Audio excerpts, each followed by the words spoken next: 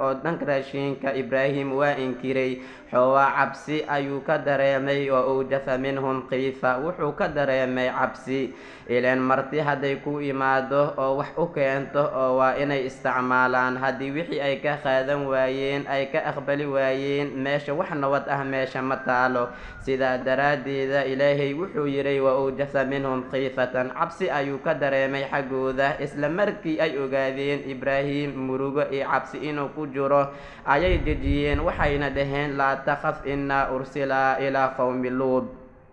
Ibraahimow ha cabsanin wax dhibaato ah qalbigaaga yuusan gelin anaga waxaanu la soo diray qowma luube wax mashaakil ah oo dhibaato aan wadnah ma jiro ilaa qowma luub ayaan u soconaa dad magaalada haleeyey oo fasahaadiyey iyo macaasi faaxisho ku camimay ayay noqdeen qowma luud ayaan u soconaa Ibraahimow adiga ha cabsanin mar allaala markii cabsadii